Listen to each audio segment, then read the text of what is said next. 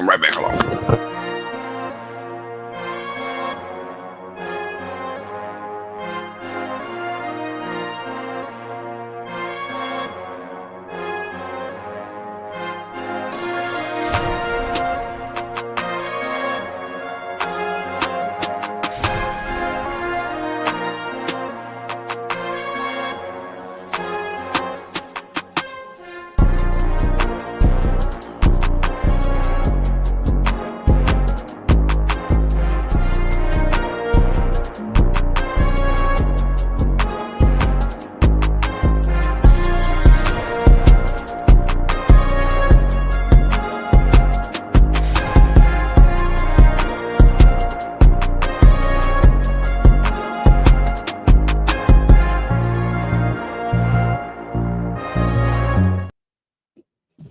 NFL Nation, how you doing?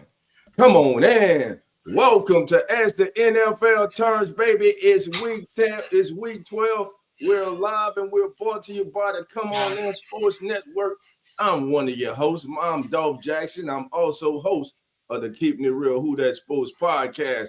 But I'm not alone today, baby. You see my brother in the building with me. Man, introduce yourself to the family. It's your boy Carlos Clayton. I am one half of Uneducated Sports Star. PJ is not with us today. She's having a fun time somewhere else, y'all. But hey, we're in the building, man. Week 12 NFL action. It's going down per usual. Another crazy week we're expecting from this NFL season, man. Yeah, another crazy week, man. And a lot of things on the line, man. Listen, we are right around the corner from Thanksgiving. As a matter of fact, Thanksgiving is Thursday, so that playoff picture, man, becomes very, very, very, very, very muggy, cloudy. Some may say clearer. I'm not sure. But for some teams, this weekend's games, today's games, man, will put them possibly in a situation, in a scenario that they are unaccustomed to. I'm actually speaking about two teams in the AFC. Oh, yeah. Y'all know who I'm talking about. That fan base, you know who I'm talking about. We gonna get to you when we get to you, boy. How times change, I'm telling you. You know, you're not on top of that mountain for too long. That's why when you're up there, man, hey, you got to take advantage of it, man. That's right. So, man, how was your weekend, man, before we get started, man? Oh, man, not as good as yours, man. Congratulations on your team, brother. Winning the championship game. Yes, sir, man. Shout out to my 8U Forney Sports, man. Shout out to head coach Mario Lewis, man. Coach Darrell, Coach Terrence, man. Coach Tyler, man. Who I'm forgetting, man? Myself, man. Listen, the whole staff, man. The whole organization, man. Every parent, every kid, man. It wasn't just us, bro. It was everybody, man. It was the whole organization, man. Pushed these kids through, man. So proud of them, man. So proud of them kids. We went through the top 3 teams in the league, bro. 3 weeks in a row to win that thing. So we left no doubt who the best team is in the Northwest Texas Football Association 8U class, baby. It's the Forney Sportings, baby. Hands down. Shout out to Chandler Owens, who was our defensive MVP. And, man, look, he was our MVP all season long as he made the game-clinching intercept. Shout out, man, to CJ, man, our do-it-all, young Randy Moss, all-purpose wide receiver, running back, defensive end, man. Just, man, 2 youngsters, bro, that ball and have bright futures, man. And they come back. You got to see us next year. You got to see us next year. But yeah, man. And all I did was work. So hey, like I said, yours is much better than mine. We got the beautiful Dana in the building showing love. Says Dolph and Carlos. What's up, Dana? Dana, what's going on, Dana? All righty, man. Listen, we got 14 as the family starts to come in. Listen, we trying some new stuff here, man. We're not only streaming on YouTube, Facebook, X, but we're also live now on Playback TV. If you're not part of the Playback TV family, what you waiting for, baby? Hit that link. Listen, we're going to have live NBA basketball the entire year. Carlos will be calling live NBA games this week. And guess what? You can join Carlos live on Playback TV and watch the actual game with him. Man, you Playback TV, your home for live sports. We're proud to be a partner with Playback TV. So yeah, we'll put that link in the chat for you guys. Matter of fact, there it is right there. Wow. Come on in, Sports Network, right there. Hit that link right there. Type it in. Go to Playback TV. Join the channel. Carlos, Zach, myself, Nine. We'll be in there all season long, giving you live play-by-play NBA action as it happens, man. And man, let's get to the day, man. Let's Let's get to get while to it. we're Let's here, get to it. baby. Yes, sir. It is week 12, and we gonna start off, man. First game on the docket, man. Hey, the Jets and the Ravens. I told you we're gonna talk about one of these teams. And we talk about it right off the bat, baby. The Jets and the Ravens. The Ravens right now, Carlos, they're the 10th seed in the AFC with a 5-5 record. The Jets 2-8, of course, 14th seed. But hey, they're rebuilding. The Jets are in the rebuild. But man, the Ravens are 5-5. Lamar Jackson has put up solid numbers once again this season, but it is not accumulated to the normal win total that the Ravens are accustomed to. What, in your opinion, has been the biggest downfall of the Ravens so far this season? Hey, sad to say, it might be the head coach. And I know that we talked about being on top of the mountain for so long. Speaking of one team, and now we're talking about, hey, what happens when things go not your way? Can you sustain that? He's been the head coach now, what, 16 plus years, I believe, for the Ravens, and it feels like things are sliding when you have Derrick Henry and Lamar Jackson on your squad, and it's almost like you're still underutilizing Derrick Henry. That's a coaching issue, in my opinion. And of course, the defense, injuries happen to everybody, but it really hurt them to start the year off. But I gotta give them credit right now. They've won 3 in a row, I believe, or 4 in a row, and trying to find a way. Like the AFC North is nowhere near complete. The Yeah. Steelers are the number one team, but right now they have no Aaron Rodgers at the moment, and they're not a great team. So it could be a chance for the Ravens to get back into the swing of things, because we always expect the AFC North to have at least 2 teams in the playoffs. It's looking like it might be one and done for the AFC North. So there is hope. But right now, John Harbaugh, and we spoke about this during the playoffs, and now in this particular regular season, is it time for him to, is it time for a change in that organization with John Harbaugh? I'm not quite sure. I gotta say how the season ends, but right now it's almost like, I know he's not the OC or the DC, but you have the ultimate say so in what goes on with your organization, your team. And for Derrick Henry to still be underutilized, in my opinion, so many times they've gotten down to the red zone and had to settle for field goals or even had turnovers because they want to get cute and they want to throw the football down there. And that's a head coaching issue, in my opinion. Sometimes you got to say, if it's first and goal from the 3-yard line, I'm gonna run it 4 times if I have to. Right down your throat with Derrick Henry, and they don't do that. And I don't know if it's just trying to make Lamar Jackson have numbers out of this world, or is it just, I don't know what the issue is. But right now the Ravens have got to fix it. But right now they're currently on a 4-game winning streak, so they're doing what they got to do. And they have the Jets today. Give me the Ravens over the Jets, big time. Yeah, I'm gonna go with, I don't know if it'll be big time, but I'm gonna go I'm gonna go with the Jets too. Lamar Jackson right now leads the NFL with the 8.7 pass touchdown percentage and the 115.5 passing rating. Lamar has had a solid season. There's no doubt about that. To me, the thing that has surprised me, and I'm sure has surprised and disappointed, the Purple Nation, the Raven Nation, is the play of the defense, man. The defense at times this season has looked abysmal. What up, Demazi? A avid, true blood through and through, diehard Ravens fans. Says the Ravens defense were bad first 7 weeks. Our O-line is the worst in the league, though. Lamar's been sacked 23 times in 7 games this year. That's not a recipe for success, man. And Not at all. listen, though they're going up against the Jets, they will have to deal with a young pass rusher and Will McDonald, who leads the Jets with 27 pressures this season. So we'll be looking for him to see if he can get home today against that performing and underachieving Ravens offensive line. But I'm with you.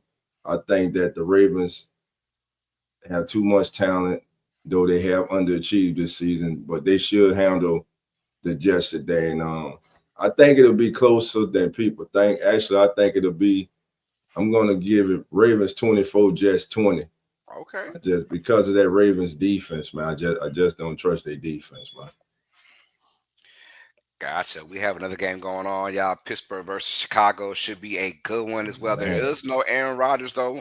Unfortunately, if you're Pittsburgh Steelers Nation, he is out for the week. It will be Mason Rudolph that will step in this place to Bears, try and help the Steelers go. Yo, what's your thoughts on this game, dog? Who wins this, Chicago or Pittsburgh?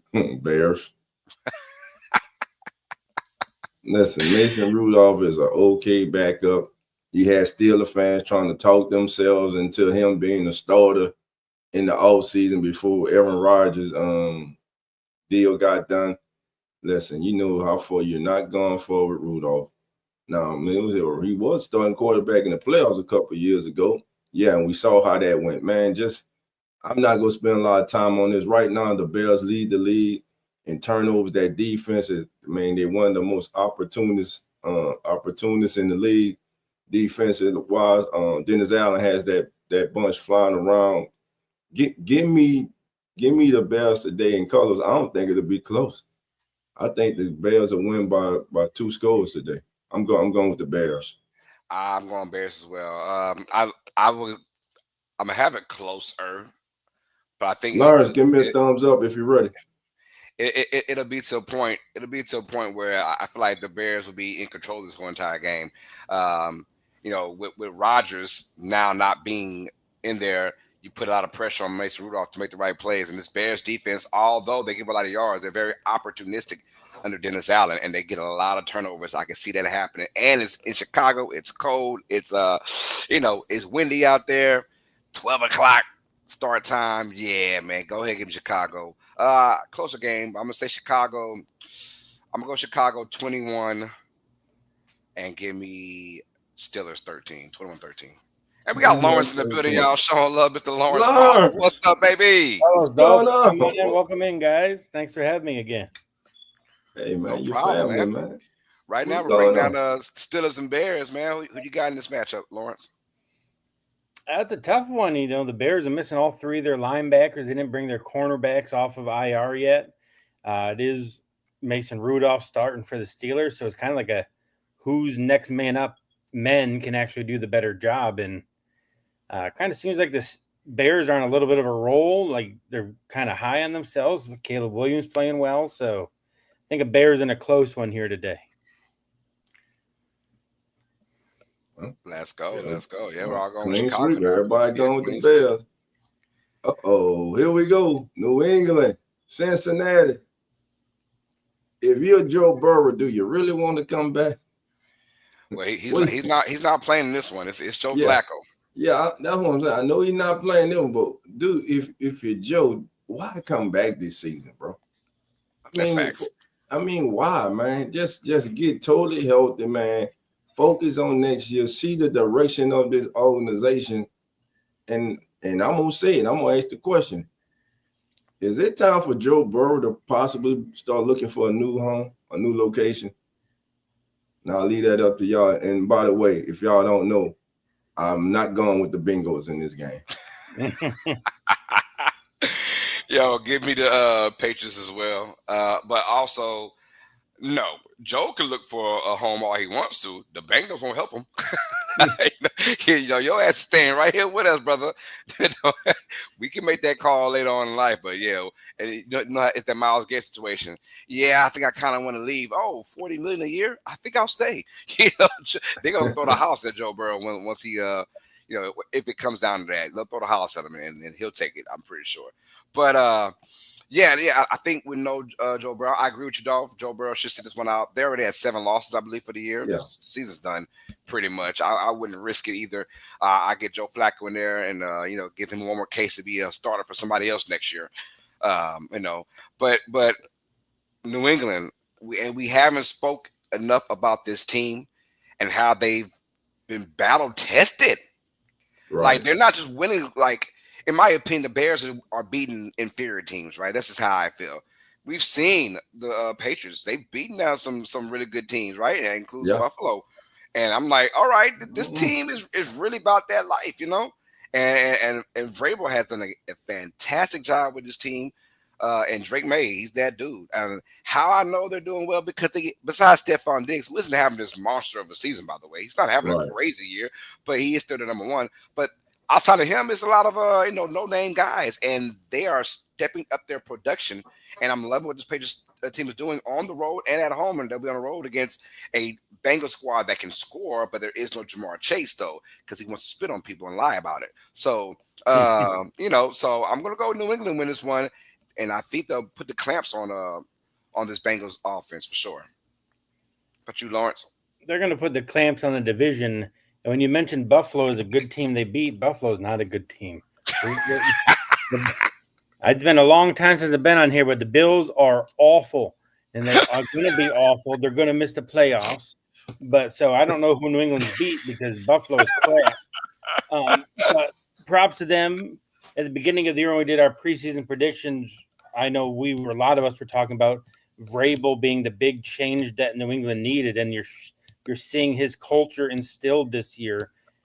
They've spent money wisely on people. They when Washington threw money at people and they were beyond their prime type of guys. They got core, strong-willed people like Spillane on defense, Milton Williams on defense. They got Stephon Diggs, who at least in his first year, everywhere he goes, is the good soldier. So they knew they'd at least get one great year out of him. Mac Hollins, who played with the Bills last year, is one of those culture guys that like the Bills sorely missed this year. And you see that energy and passion he brings to that team. So New England is just, and this was supposed to be like one of their let's get close to being good years. It's really scary and crappy to think about that they're going to probably make another Super Bowl after Brady before the Bills ever do. So Patriots strong here. They don't have to play Burrow. They don't have to play Jamar Chase. They'll continue their dominance in their strong run right now.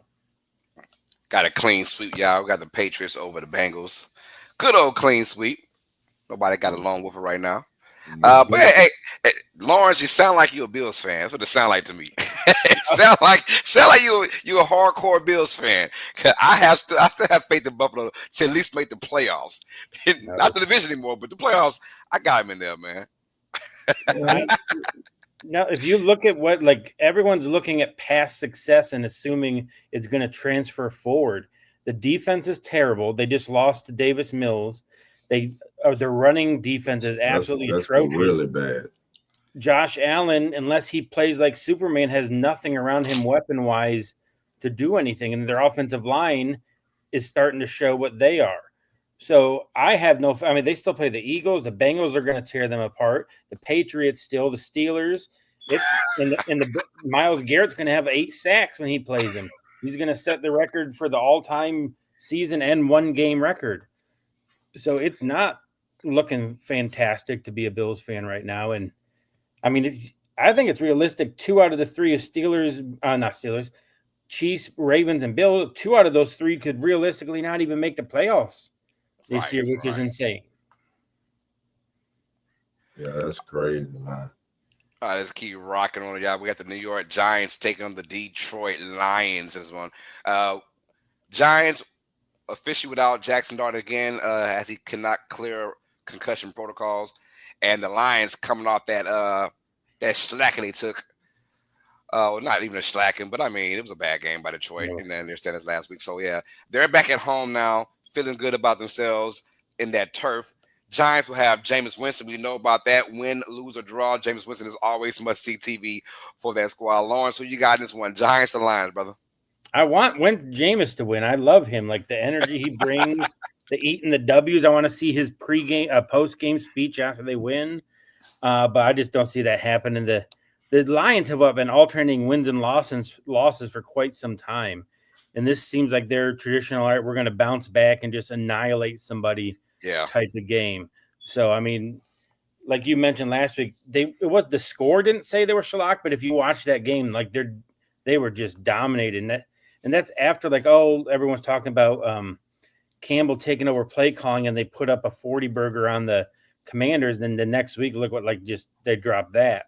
So they're going to be that extra fire to be like, all right, look, we are who everyone thinks we are, and I feel sorry for the Giants. They're going to get it, especially being at Detroit this week. Yeah, I'm going also with Detroit. And you're right. The whole Dan Campbell thing. Look, it is cool when you go for it on fourth down, sometimes, and you get, let's just say, 50%. Man, they were going for it on fourth down like it was no one's business. I mean, about 8 or 9 times they went for it on fourth that particular week against the wrong team. By the way, you just don't do that against a really good Eagles defense, and they couldn't get nothing going on. It was cute when you play the Commanders because the Commanders just beat up. Let's just keep it real. They're just done for the year, offensively and defensively. They just have no bodies there, literally. And then so you put up a 40 burger, whatever it was, against them, and now you want to come against Philadelphia, and you only put up 7 points or whatever that was.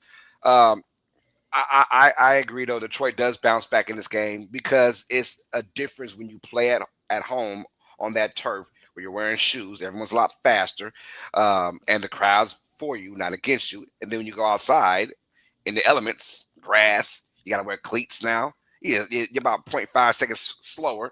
Things don't work your way. It don't work out your way. But I think right now they've got an opponent in the Giants that's I'm not going to say packing it in, but they already fired their head coach.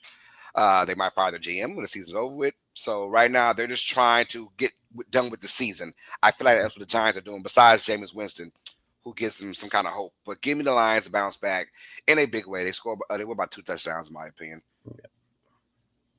Well, not much to see in this game besides, like Lawrence said, Jameis Winston. Again, when Jameis on the field, get your popcorn ready. It's going to be a show, feast or famine, one way or another. Now, one thing to look forward to in this game is individual matchups. And I'm talking about in the trenches, man.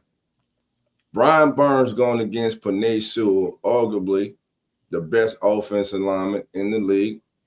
You can put who you want up there. Penei Sewell is that dude. This season, he has let pressure reach his quarterback on just 5% of his pass sets, which is the second lowest in the league, with a minimum of 150 pass blocks. Brian Burns has 13 sacks this season on 39 pressures. Now, if you're looking for the game within the game, that is a matchup to look forward to when those two are going head to head. Who will win that battle? And other than that, man, it's the Lions, man. They're back at home. Not a good showing last week. Dan Campbell trying to call offensive plays. We see how that's going. Right now, the Lions, man, they're going backwards to me. They're going backwards. The team that was on the cusp just 2 years ago now seems to be falling back, man. So they have some changes that need to be made in Detroit, but they should win easily today over the Giants. Got a clean sweep out the Lions over the Giants. We feel like that. Now, getting It's to the easy today so far, so good, but it might change right here, y'all.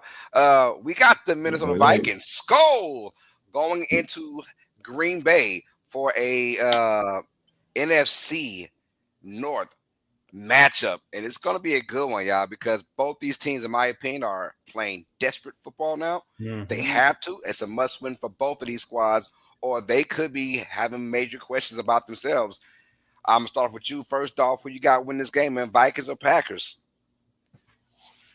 Is J.J. McCarthy starting for the Vikings? Yes, he is. Give me the Packers.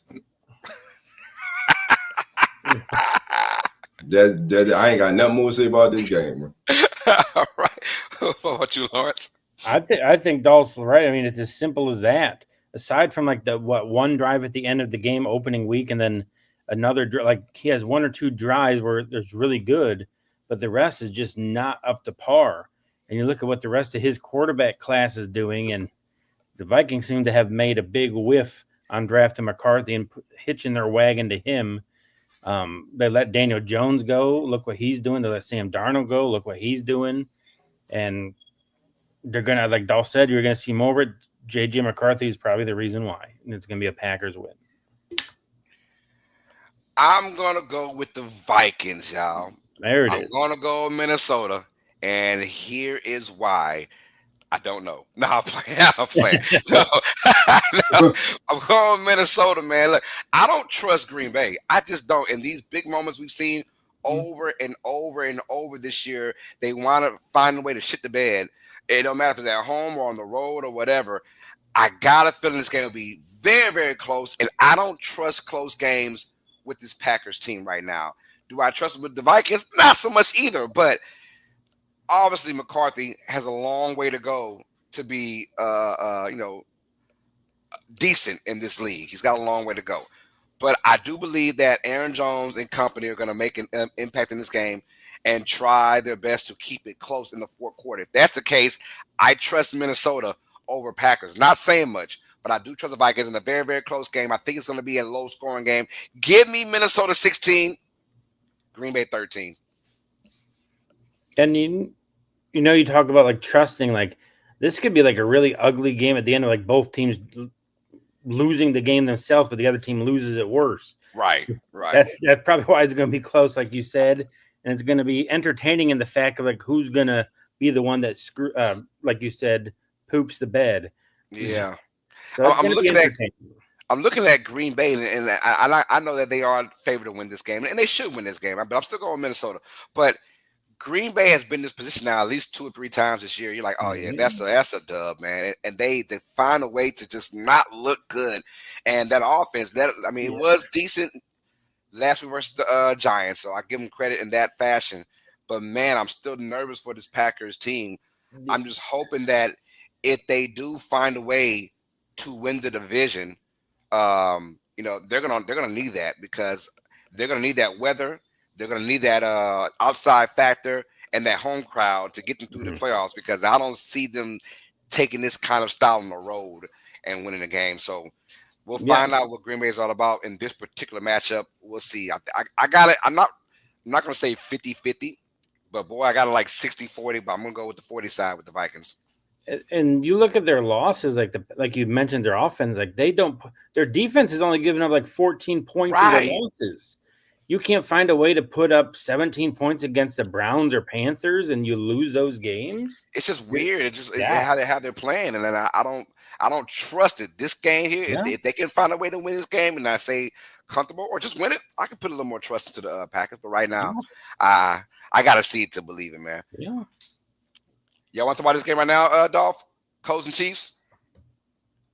No, let's skip that one. Let's keep it rocking. You want to talk about Seattle and Tennessee? No, I'm playing.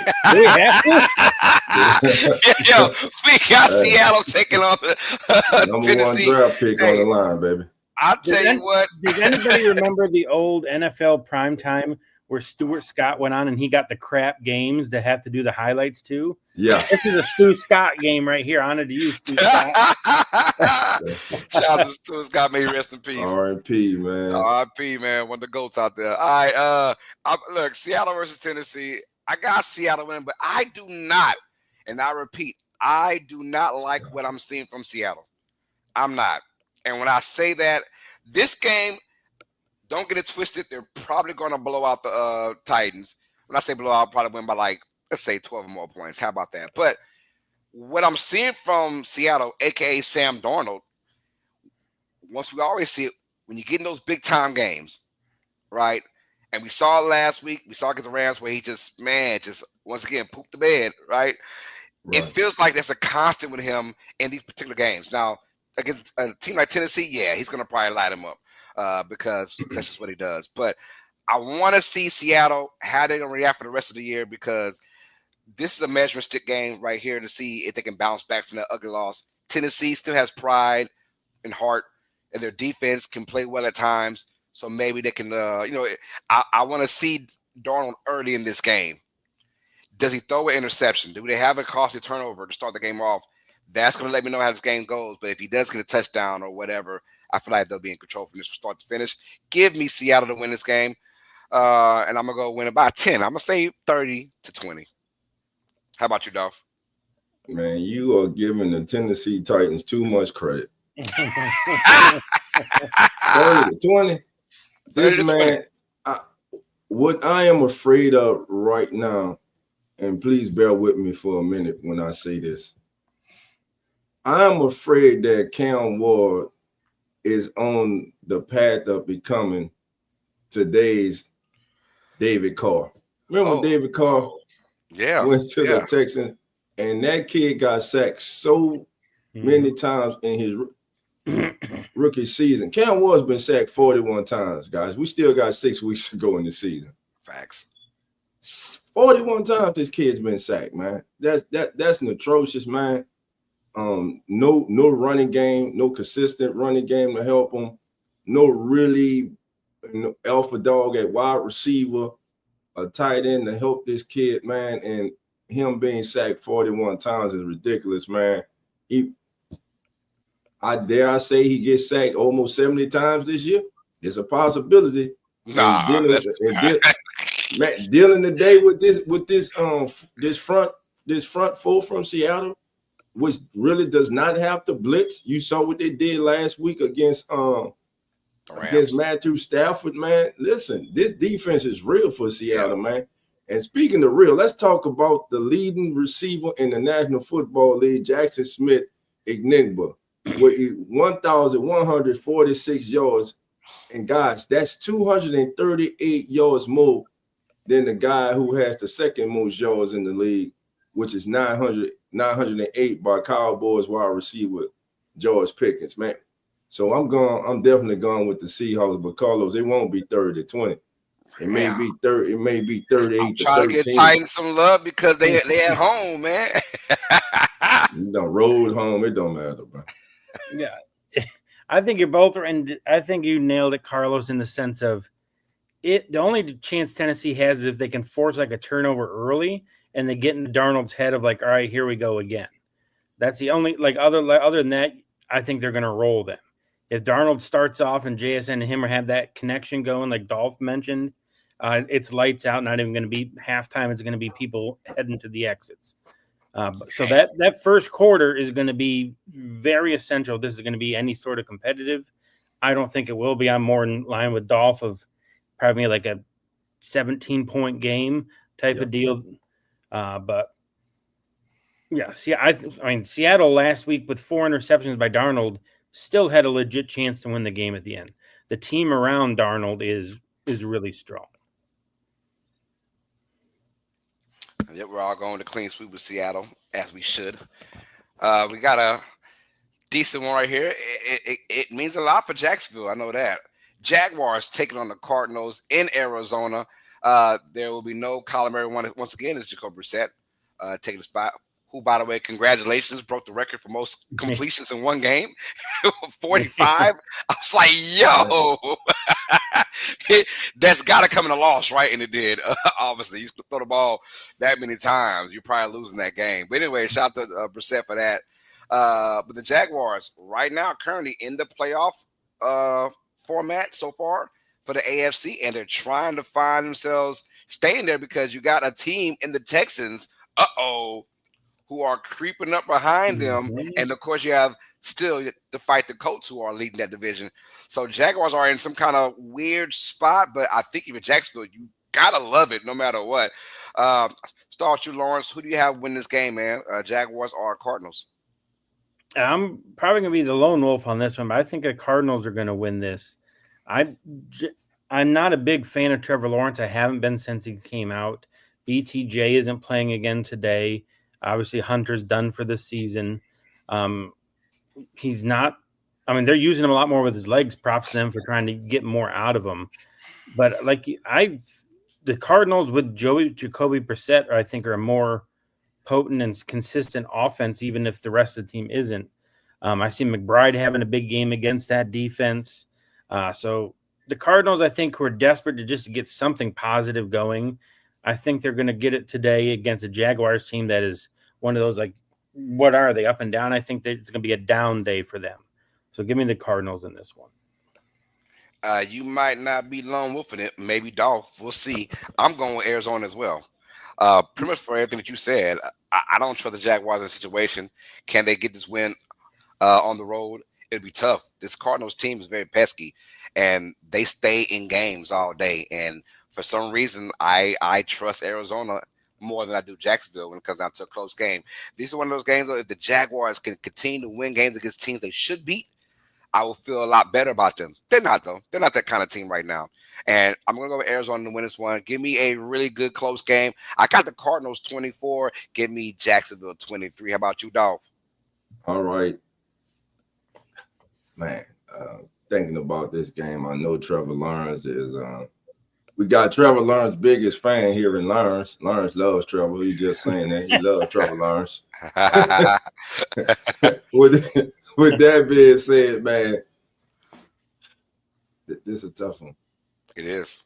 You are what your record says you are. So with that being said, I'm going with Jacksonville, man. I think Jacksonville gets it done.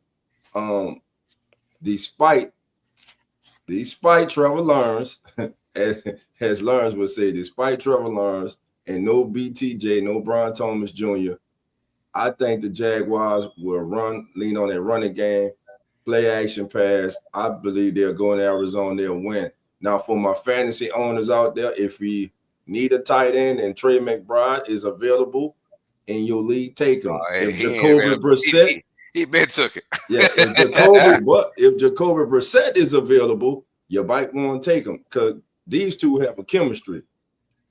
McBride has caught 6 touchdown passes in 5 games that Brissett has started this season. Crazy work. But guess what? When the regular starter, Kyler Murray, was starting, and I'm talking about 39 games that him and McBride played together, he only had 5 touchdowns. Kyler Murray's time, I keep saying it, may be over in Arizona, man. Give me the Jaguars. All right, hold on. First of all, I apologize. I got along with mine earlier. I picked the Vikings over the Packers. So, oh, there goes my long wolf. Yeah, my bad. How about you, Dolph? I ain't got the long wolf. I just went. Nah. Me and Lawrence went the Cardinals. We picked the Cardinals. Oh, damn. Oh, baby. Yeah. Let's go, man. All right. Hey. Ooh. All right, now. Juicy. This is the juicy one, y'all. We got baby. Sanders about to make his NFL starting debut as a Cleveland Brown as they take on the Las Vegas Raiders. I know that NFL fans are salivating whether you're for him or against him, which I think is ridiculous right now, but that's another story. But Browns and Raiders are going to touch down this game. Both these teams ain't worth a damn right now, honestly. But we got to break this down because of the Shedeur Sanders factor into this one. And, of course, playing in Las Vegas, this game could be the future for the Browns. We'll find out how it is, how they're going to play. And I like the fact that so many people are invested into this. And this is a game that is these two teams combined for how many wins? I think, 4 wins so far? They combined, or 5 wins? So a lot of hype surrounding this game because of one player. It tells you how much Shedeur Sanders means to a lot of people in the world. Browns versus Raiders. I'm going to start with myself first. I'm going to pick Cleveland in this matchup. And it's not even because of the Shedeur Sanders. I don't care who was starting. It could have been Dylan Gabriel, Joe Flacco, whoever. This Raiders team is bad. And the fact that they put so much emphasis of reaching out to Geno Smith. It was Pete Carroll that wanted Geno Smith, by the way. He wanted him. And don't get it twisted. I thought it was a good idea to have him as a 1 or 2 year kind of starter. And then you hope he does a great job. If not, he does a decent job and you find your starter in year 3 or 4, right? But what they see from Geno Smith this year has been atrocious.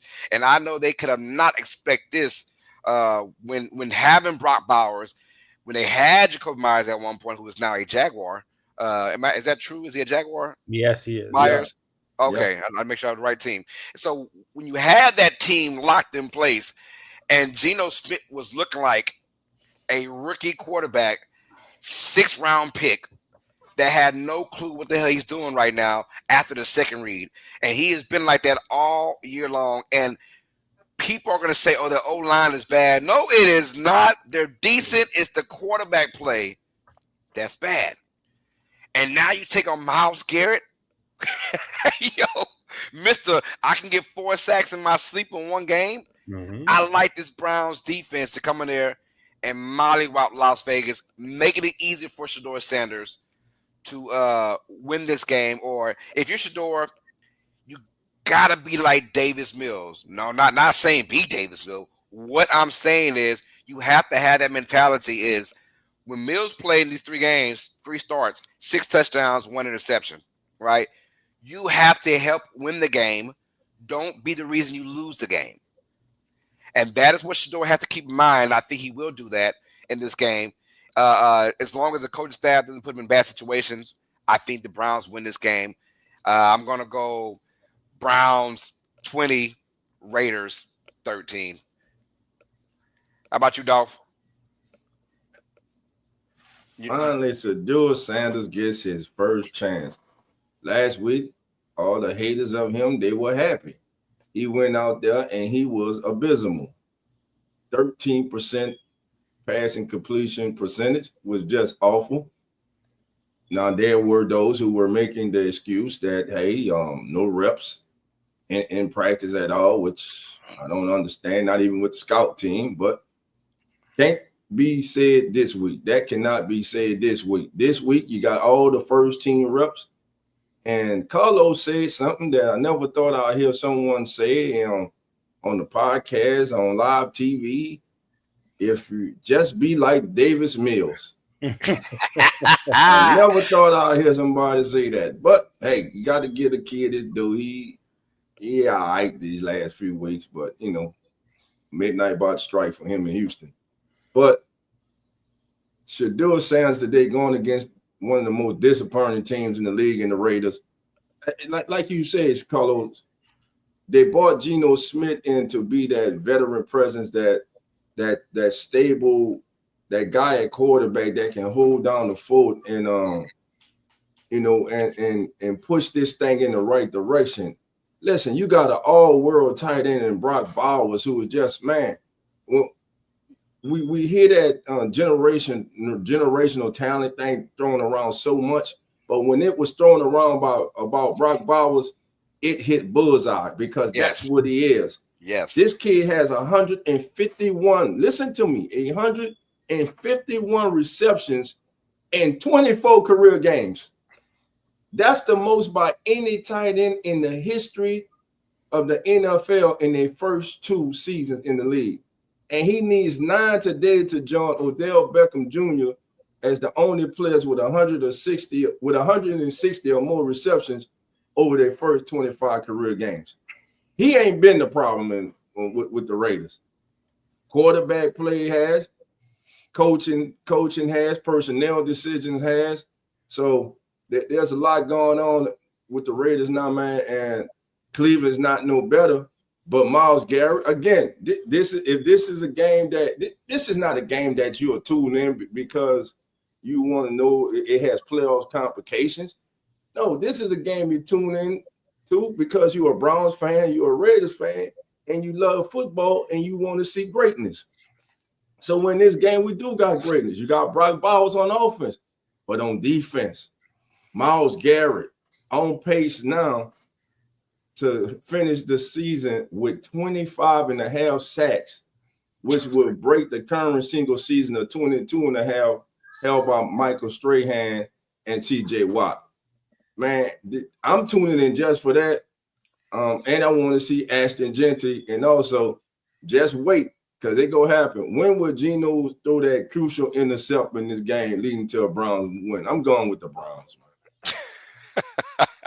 How about you, Lawrence? I mean, you guys did a great job breaking it down. I won't add much more, but I think what Dolph said is true about, like, there's a lot of great matchups in this game to watch. You got Max Crosby going against Shedeur, trying to get him down. You got Myles Garrett, Brock Bowers. You got 2 really good young running backs. I love Quinton Judkins, Ohio State fan here, so love watching what he's doing this year. So if you just look at records, yeah, it looks like this game doesn't matter, but if you actually watch it, there's a lot of good matchups to see what's going to happen. I think the Browns do take it in Shedeur's first start, so he'll be the first one to win his first start in a long time for Cleveland. It's going to be a close one, probably like 24-21-ish type thing. All righty. So Lawrence has it 24-21. Let's get a little injury report.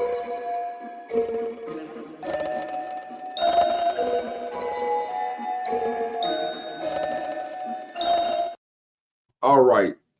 Quick injury reports out there for our fantasy lovers and just lovers of your team. All right. Well, he's out. Lawrence's favorite tight end is out, Dalton Kincaid. He would not practice he didn't practice this week. He out with a hamstring. Josh Jacobs, he's questionable today, but right now I believe he's a go for the Packers. He's out. He's out. He's inactive. They just said all right. So Josh Jacobs is inactive. Carlos pick might come true. As for Seattle, Kenneth Walker, the third glute, he was limited in practice. They had him down as questionable. Of course, Jameis Winston gets another start as Jackson Dart is still in concussion protocol, though he practiced in limited basis this week, but he is still out this week. And we talked about this earlier. Joe Burrow, don't come back, bro. You got a 1% chance of making the playoffs, and if your team wins today, they got a 2% chance. Don't come back, man. Makes no sense at all. Not at all. You got a 2% chance. Yeah, you got a 2% chance. And now down there on the ticker, well, why you put about Dylan Gabriel? Well, it's big because he's in concussion protocol, and that means that Shadul gets to start today, so we will see. There's no more excuses for the Shadul lovers out there. He's had first-team reps the whole week. There's no more excuses. He got to go out there and perform. All right. Now, who else we got? Now, Drake London, he's out today. Penix, quarterback, is out. The richest backup starting quarterback to me in the history of the NFL, Kirk Cousins, takes the field for Atlanta. Man, Kirk Cousins has a hell of an agent, man, because everywhere he goes, he gets $100 million damn contract. So Kirk Cousins looking to lead the Falcons, who are on a 5-game losing streak, as they take on their arch rival, the New Orleans Saints, today. And for the Buccaneers, good news for Baker Mayfield, as he will get help back, as wide receiver Chris Godwin is expected to play today against the Rams. So that's good news for the Bucs, who have been hit hard by the injury bug, especially at the skill position. So that's our injury report for the day, guys. Let's go. Drake London being out for Atlanta. Kirk Cousins needs all the weapons he can have with that very, very bad offense they got going on in Atlanta right now. And having Drake London out can be very, very tough because that Saints we're going to touch on that game. We'll talk about it in a minute. Yeah, you're right. So let's keep it rocking and rolling, you guys. We got a really good one, y'all, in the NFC East. Very good one. That's right. Eagles versus Cowboys, man. And this is going to be one of those games where it's definitely a must win for Dallas. You lose this one, and your playoff chances, or your division chances for sure are gone. Playoff chances are very, very slim now, and that was a quote unquote huge win for the Cowboys last week against the Raiders of all teams. But now we got Dallas at home taking on Philadelphia. I'm gonna start with you first, Lawrence. How do you feel about this team, Philadelphia versus Dallas game? Who's going to win it? It's hard to believe like how long ago that week 1 game was that they played. The Cowboys played them tough. Remember, Carter spit on Dak before a down was played, so got ejected in that first game. Dallas's offense, I think, if they can keep Dak upright, they can put points up, and that's going to force the Eagles to get out of their comfort zone of just kind of grinding games out. Like, they're so ugly and boring to watch. It's unbelievable. But hey, who cares if you're an Eagles fan? Wins or wins. They keep winning. They do it right. Dallas' defense starting to play a little bit better. I know they have not the best competition, but Quentin Williams finally he's getting his groove in. I don't think that Cowboys can pull an upset, but I wouldn't be surprised if they do. So give me the Eagles in one of their classic, just how do they win it type games. You look at their stat sheet at the end of the day, probably Hurts are going to have like 150 pass yards. And but the Eagles, I'll take them. I do have to duck out, gentlemen. I want to say before I go, Bills suck. Chiefs are going to – I'm a Bills fan. I can say it. They're terrible. Yeah, no, you're good. But the Colts gosh, I really hope they put the nail in the coffin of the Chiefs today. That's the only silver lining for me of the Bills being awful is the Chiefs are worse this year. Have a great one, guys. All right, Lawrence. We'll Lawrence. talk to you later, man. That's Lawrence, man, from Our brother Lawrence Foster, man. Host to Come On In Bills and SNS Bill Talk, man. Part of the Come On In Network family, man. Yes, All right, hello. So let's keep it going, man. Speaking of this game, man, I'm live right now, man. All right, man. Jerry want to talk to you, Carlos. Oh, Lord. Hey, what's up, Jerry? What's going on with it, man? Carlos, I expect a better reception than that, my friend. You saw us Monday night. You saw the real Cowboys, what we did Monday night to the Raiders. And I hear you guys in here talking about the Eagles. And shout out to Mr. Lawrence as he just left out. He was talking about Steven, what's the quarterback name for the Eagles? Jalen Hurts. I mean, 150 passing yards, man. That seems like that's his mark. But mine, man, that little rascal has 8 wins in his career when he has fewer than 100 passing yards. But my golly, that won't be the day, baby. I guarantee you that. Carlos, says we're gonna put the clamps down on him today, and we're gonna force him to have to pass for 350 yards, and he's not gonna be able to do it.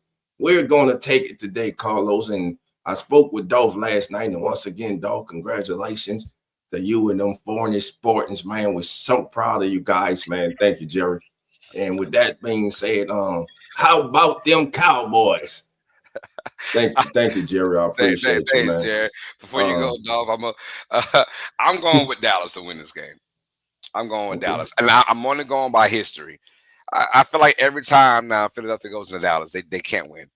They can't win. And I said it before the year started. I said Eagles will beat the Cowboys in Philadelphia, and then Dallas beat the Eagles in AT&T Stadium.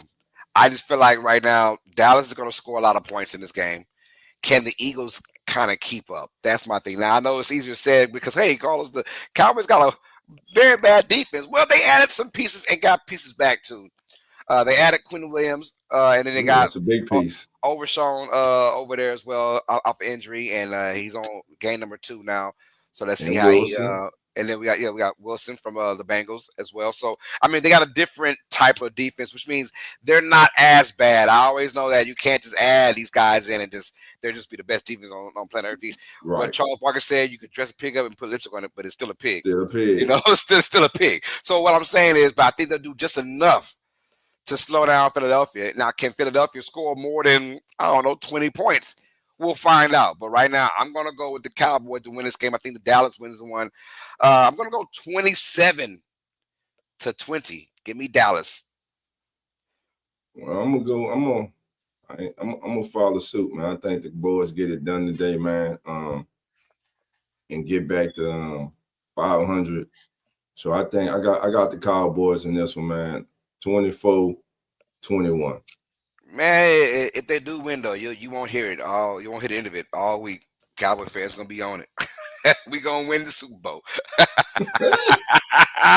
they gonna skip the division, go straight to the Super Bowl, man. Right. All right, man. Hey, NFC is wide open though. It is wide open. It is. But Dallas has to win this game. Yeah, must win. This is a must win for them because if you look at their record, right, being at 4-5-1 right now. Yeah. If they lose this one, go to 4-6-1. I mean, everyone that's in front of them is either better than them or have beaten them already. You know. Right. And so they can ill afford to lose this matchup. So that's why I'm going with Cowboys, a must win. I think they'll be in desperate mode again. Give me Dallas, like we said. You're going with Dallas. Well, that's probably why Lawrence left because he knew he had to lone wolf it. Yeah. It's probably why he left. Man. I ain't mad at him. Let's keep it going. Hey, who that nation? How you doing? As Dolph would say, come on in. Yo, we got the Saints taking on the old dirty turds, the Atlanta Falcons. And I love to talk that mess, man. I didn't say that. Carlos said. Hey, you know how I do it, man. This game is so big because Drew Brees will be here commentating this game. It went from the 12 o'clock slot to now it's a 3:25 game. So sorry, Cowboys versus Eagles lovers who live in Louisiana. You gotta get the if you want to watch the game, you gotta get something else. You can't watch it on national TV. Whatever. That being said, though, Saints with Shuck if you buck, Mr. Tyler Shuck, who had a really good game last week. I give him that 282 yards passing, and for the most part, he didn't do any fugazi stuff. This Saints team now with Chris Olave looking like a decent number one for the time being. It's just one game, but we'll see how it plays out this week. But I like what New Orleans is doing, and shout out to Alvin Kamara. Alvin Kamara came back to life last week as well, 80 yards rushing, and we got to keep that going. As far as Atlanta goes, boy, I mean, I don't know what to call this Falcons team right now. You just don't know what you're going to get, and then now you have Penix being out for the year, and Kirk Cousins looking like Kirk's other cousin. I don't know who that is, man, but he has not looked good at all this year, and it's kind of like, it's time to go, pretty much. But I'm going to go New Orleans in this game, and I think it will be close because it is Atlanta versus New Orleans, obviously. But give me the Saints on defense to make Kirk Cousins' life live in hell.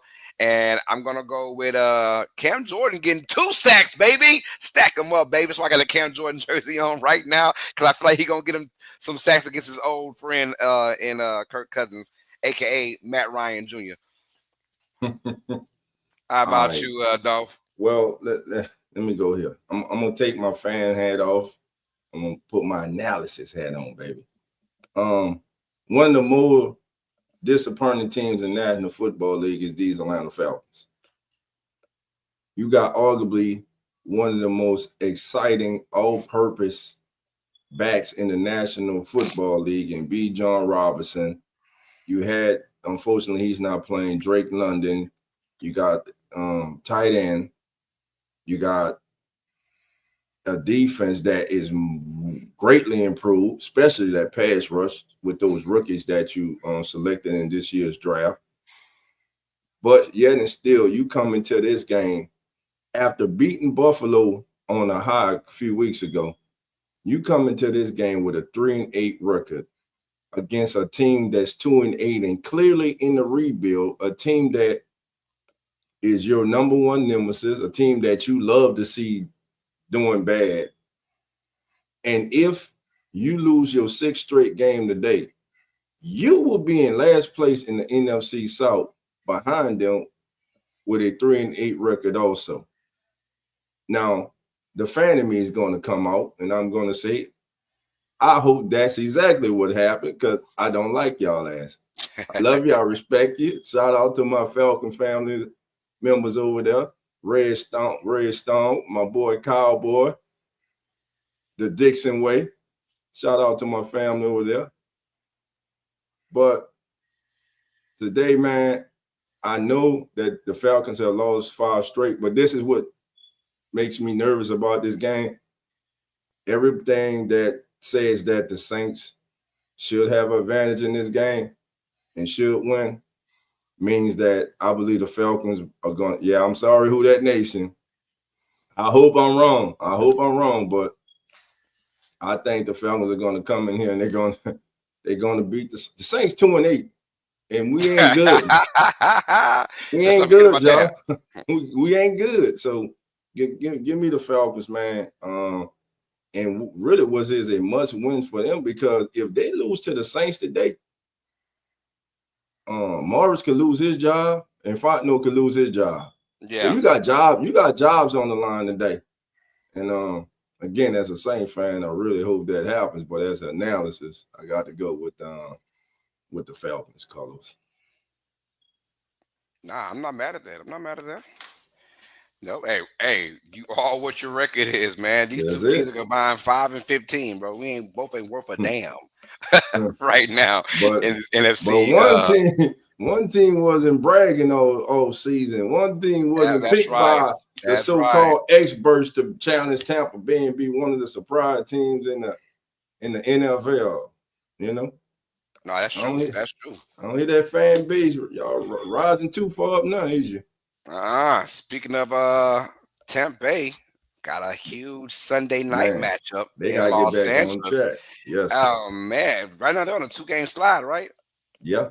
Yeah, 2-game slide for the Buccaneers, and I mean, you kind of have, are we that scared of Carolina? No, but you also don't want to keep losing these games, you know. Right. So uh, let's get it, man. Buccaneers at the Rams. Look. The Rams played. How can I say this in that Seattle game? They clearly were the better team. It just Hmm. didn't show in the actual game. Seattle's defense, give it credit, very, very good. But also the Rams defense, a lot of credit too. They annihilated Sam Darnold and company. It's just that the offense, for some reason, could not capitalize on points, and that's a rarity for the Rams because with Matt Stafford and his crew with Puka, and Devontae Adams having a crazy year as well. You thought they would capitalize. They didn't, but it's one of those games where they still were in control the entire time. My Super Bowl representative for the NFC still looks good in the Rams. I'm going to go Los Angeles to win this game as well against Tampa Bay. Tampa Bay will lose 3 games in a row, unfortunately. But if I'm the Bucks, I'm not worried about it if I do because we play in the NFC South. So, well, of course, you kind of want that respect. Now, you have Godwin coming back in, but it's in Los Angeles, and I think the Rams are going to just, fly high. And I want to see what this Rams offense does against this Buccaneers defense, who they're off and on. Now I feel like right now they're one of the spells where they're off right now. Can you take advantage of that? If you're the Rams, I think they do. I got the Rams win this one. I'm going with Rams 33, Buccaneers 23, 33-23 score. All right. Getting Chris Godwin back today will be a big boost to that Buccaneers offense. Unfortunately, still no Bucky Irvin. Carlos, last week, like you said, the Rams won a game. They won an ugly game last week. Mm-hmm. Last week, Devontae Adams had 1 catch, Mm-hmm. but it was for a touchdown. This Rams defense last week against Sam Darnold picked them off 3 times, man. I just love this defense for the Rams. They are building something. They're young. They're exciting to watch. And again, their head coach McVay, I think he's one of the brightest minds in football. And Carlos, something that's I don't think enough people are talking about anywhere. Matthew Stafford has to be the MVP leader this season. Him and Jonathan Taylor. Yeah, because to me, he has surpassed Taylor now because of the few bad games that Taylor's had. Well, subpar games for the kind of last season time we saw Taylor, he ran for 200-some yards against Atlanta in Germany. They're off a bye week right now. So the week before that, but yeah. Stafford's just been so consistent. Listen, to me, yes. I don't know how you feel or others, but I feel Matthew Stafford is a Hall of Fame quarterback. Oh, he is. Oh, yeah, no doubt. We're watching greatness right now, and when a lot of quarterbacks would be slowing down, he is putting together an MVP season. And this Rams team, I'm telling you, they pushed the Eagles last season. I'm telling you, this team here, this may be the NFC representative in the playoffs, man. Tampa Bay again, they have been hit with the injury bug. Both sides of the ball. Baker Mayfield's last couple games have not been that good. They were in that game for a while with Buffalo. They got away from them late, but now you come back against the Rams. I'm going with the Rams, and like you say, the good thing for the Bucs is you're in the NFC South. You got to play the Saints and you got to play the Falcons. So now I don't know if you want to play the Panthers, but I just said that. Yeah, it's a good reason. You're your regular. So yeah, I'm going with the Rams, man. Nah, I hear you on that. I hear you. Both going with the Rams in this one. Although it should be a really entertaining game for Sunday Night Football. Most definitely. All right, now make sure I ain't hold on. Make sure we ain't skip. Okay, cool. Yeah, you put it in twice. That's why. All right, Yeah. let's go with Monday Night Football. Carolina Panthers taking on the San Francisco 49ers. And dare I say it, Dolph, a de facto playoff game. Yes. That's how I feel. And that's why I'm so intrigued about this matchup. Because if you have any sense of urgency, both these squads, you got to tell yourself this is a must-win game from both these teams. A de facto playoff game. This is only week 12 of the NFL season, but both of these teams are at the bottom of the NFC playoff picture. And Carolina, we know about when they're good. When they're bad, they suck ass. And 49ers kind of the same ways, and they're teetering on, wins and losses. So I'm starting with you first, Dolph, for Monday Night Football. What do you expect from both these teams, and who's going to win? I'm a Panthers fan. I'm sitting here right now. I'm like, man, we're 6-5. We had some big wins. Man, we beat Green Bay. We beaten the Falcons twice this season. But that's that game in the middle. I'm sitting there like, how in the hell did we only go 7 against the Saints? Mm-hmm. That's the problem with the Panthers right now. And this league is every game, no matter what, is about matchups, man.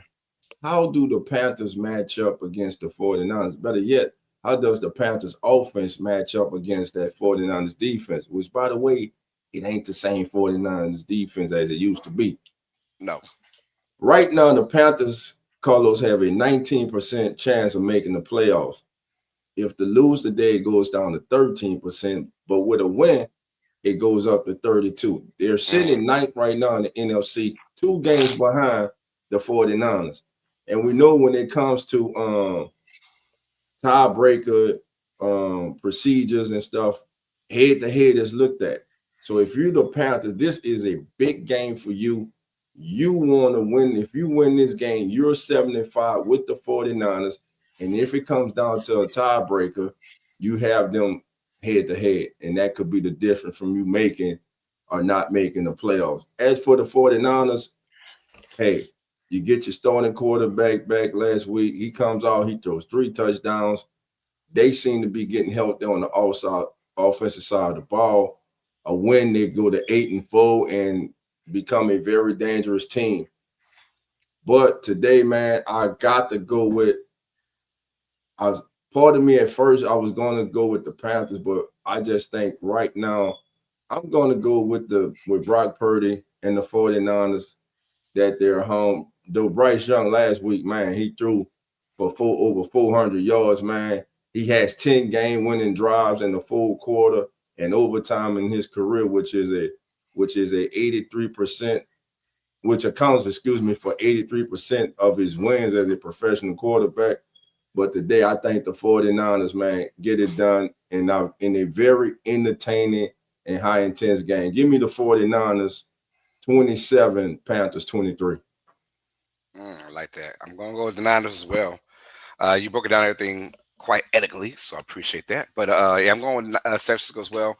I just think their offense is back. I think Brock Purdy, we saw last week how they played, and George Kittle looked very good, and they're getting healthy at the right time. McCaffrey is going to be McCaffrey. He had a ball out game again, per usual this year. So I like San Francisco being at home. I like them, and my thing is Carolina primetime game. Are they ready for these big bright lights? I don't think so. I think the Niners actually win in a blowout fashion. I'm gonna go with San Francisco 27, Carolina 10. Blowout, okay. Blowout. Carlos don't think it'll be close. Okay, they blow them out, man. I hope not. I hope it's a tight game, but we'll see. The law firm is in the building. She's in the building. 49ers are too injured laden right now. We shall see. We will see. We will definitely see. It's gonna be a good one though. One of those decent Monday night playoff de facto games. I like that, man. All right, let's go to our game of the week. Dolph, I'll let you set the stage, brother.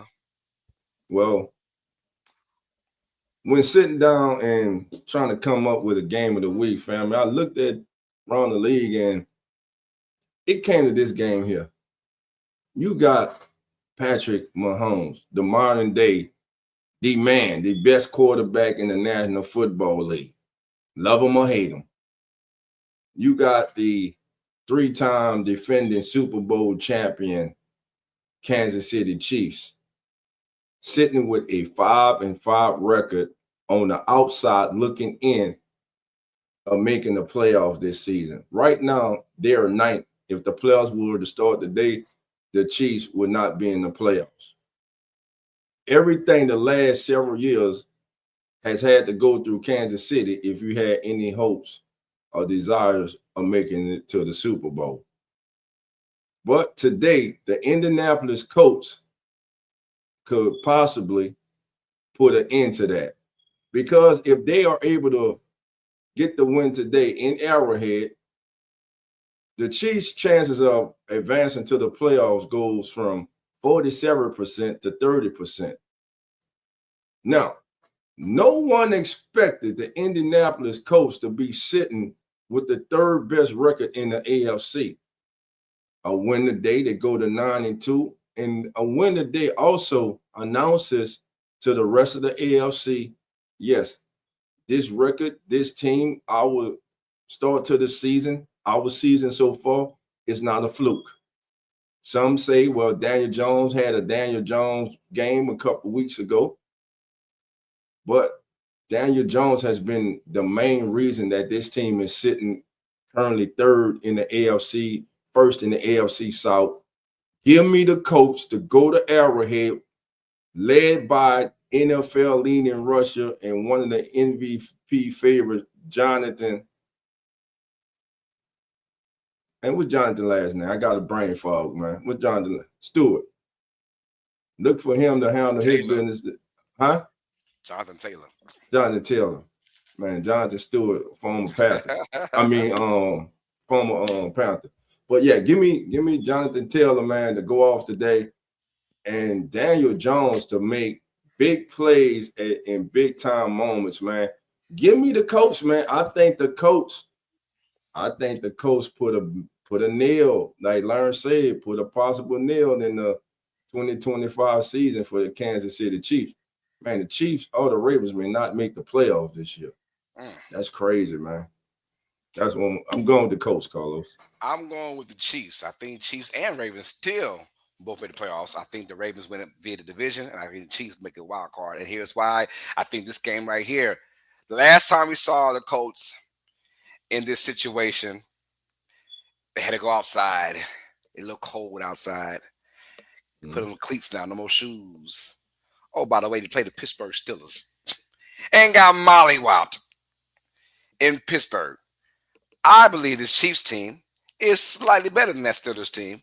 And look, when you play the number one, when you're the number one schedule, pretty much year after year after year after year, you know what it is to play in big time games. Do the Colts know that? We'll find out. If the Colts can get this win, big kudos to them, and they will put a nail in the coffin in both the Chiefs and in their own division. Right, because they'll win that division easily if they can win this game, be it 10-2 or 9-2, whatever the record is. So I like the Chiefs though in this game because all they're going to have to do, in my opinion, is stop the run like the Steelers did. And then when you do that, you put the emphasis on Daniel Jones to become one-dimensional to throw that football. And then when you're in Arrowhead Stadium, the crowd's going crazy. How can the Colts overcome that? I don't see it right now. Although the NFL gods, I'm like, hey, let the Colts win this one, please. But I'm going to go with Kansas City to win this game. And I feel like they're going to put it on Indianapolis. We got to strap in the boots. And I don't know what the weather is like. I know it's probably cold-ish out there. Thank God it's a 12 o'clock game and not a afternoon game. So we'll see how that goes, man. But give me the Chiefs to win this one because the Chiefs cannot die. Not yet. Not yet, right? Kansas City cannot die right now. I'm going to go with the Chiefs to win this one. They have to have this one because the dynasty might be over if they don't, man. I hate to say that because I'm a Chiefs kind of guy, man, with Pat Mahomes' company, but we'll see how that goes.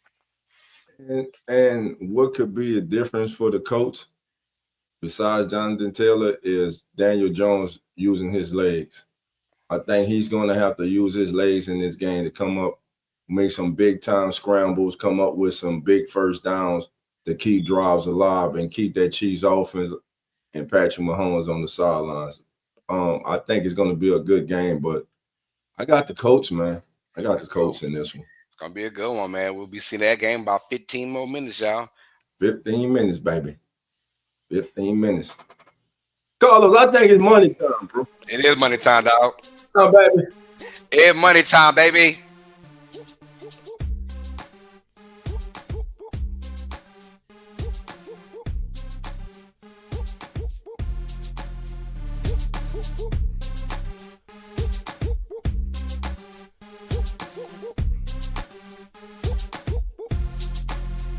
All right, y'all, let's get it, man. My homegirl not here today, PJ, she's gone, y'all, but I'm solo dolo, and it doesn't matter because let's win some money regardless, man. Yo, this week is called Desperate Measures. That's right.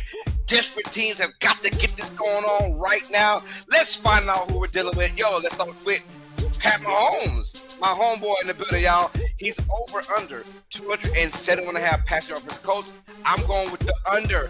I think the Colts do enough to keep him at bay, but it's one of those weird games where it's not just about the offense. The Chiefs defense will step up, but Mahomes are going under 207.5 passing yards, y'all. Hey, Bengals. Woo, I mean, it's pretty much over with, but can we be that desperate to get a 2% chance to win, right?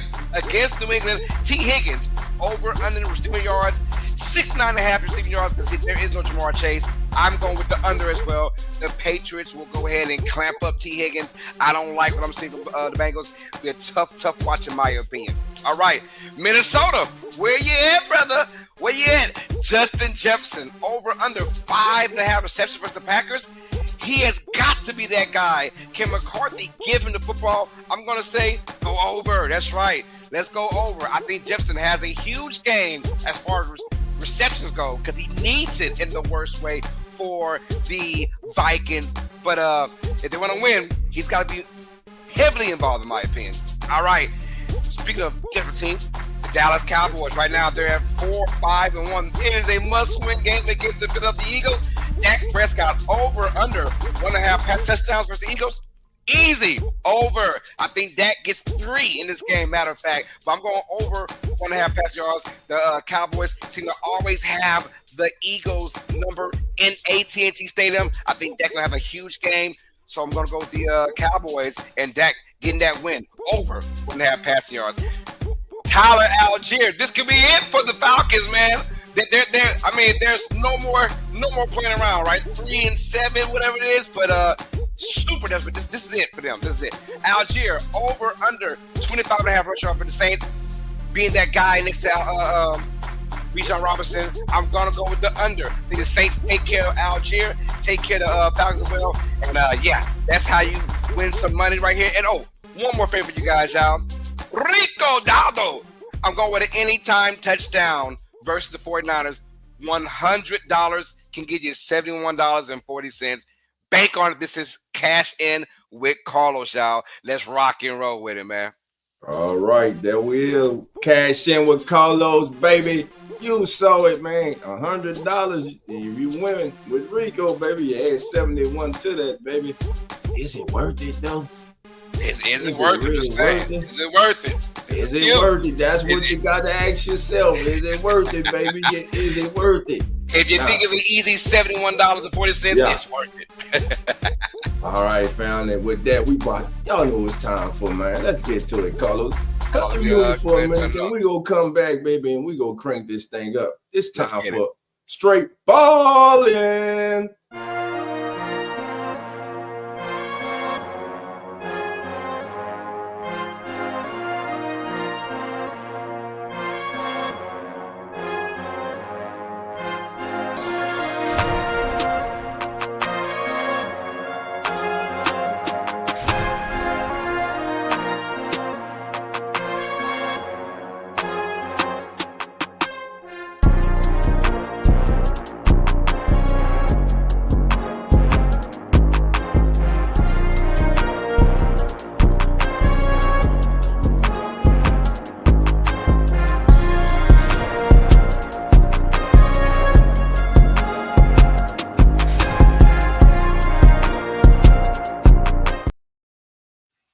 All right, Carlos, give me the music, baby. Give me the music.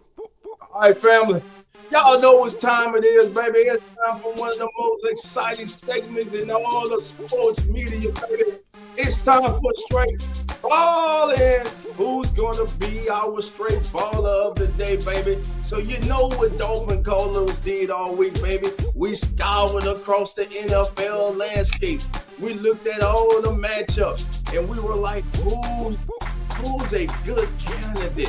Who has the possibility, baby, of straight balling out this week? So you know what, Carlos, as I looked around, my brother, it took me to the city of sin, baby. That's right, baby. Miles Garrett, that's right, the Hulk himself, baby, will turn all game green today, baby. And he will knock down every wall and every brick that the Raiders built in Vegas today, baby. He will finish with 3.5 sacks and push his NFL lead to 18.5 sacks, baby. Just 4.5 away from tying and passing Michael Strahan for the all-time lead in the National Football League. My straight baller of the day is Miles Incredible Hulk Garrett, baby. Let's go, Carlos. Yes, sir. I also took my time, looked around. Hey, this one is for my YN. That's right. If you don't know what it is, you're a good person. Don't worry about it. Yo, I searched around. I say, you know what? It's a big game in Big D, you guys. Dallas versus Eagles. As much as I'm sick to my stomach to say this, I'm going with George Pickens to pick off on the Philadelphia Eagles today, you guys. He will go off for another huge game. I feel like it is a must-win for Dallas, and they will get it done because Pickens will get about 9 catches and about 130 yards and a tutty. I'm going with George Pickens, my straight ballin' player of the week. Yeah, most definitely. Listen, you heard me speak about it. You heard us speak about it earlier when we first started this show, man. But listen, man, I got to give a shout out right now, man. Once again, to my Forney Spartans, man, my 8U team, baby, as we brought it home, baby. Shout out to Coach Mario and the boys, man. As you see them, let me get this up there, baby. There we go. You see the boy, you see the hardware, Carlos. You see the hardware, baby. Yes, sir. Shout out to Chandler. Shout out to CJ, your offensive and defensive players of the game, baby. And shout out to Coach Mario Lewis, brother. Our head coach did a wonderful job, man. It was a pleasure working with him this year, man. As you see our Spartans, baby, we got them things, baby. We got them rings, baby. We run NW, Northwest Texas Football Association, baby. Y'all go better put some respect on our name, baby. Put some respect on our name, baby. The Spartans, man. Shout out to y'all, man. Spartan Nation, what is your profession? Ahoo, ahoo, ahoo. There it is, baby. NFL Nation, this has been As the NFL Turns. Thank you for joining us. Hey, we will be back live next week, 10:05 a.m. Central. Zach may be in the building, 9 learns. Carlos, myself, and Carlos kick my sister PJ out. I got to call PJ and see what the hell is going on. Hey, she kicked herself out if you know her. PJ will be back next week too, family. Until then, family, remember the doors are not open. So come on in and we out, man.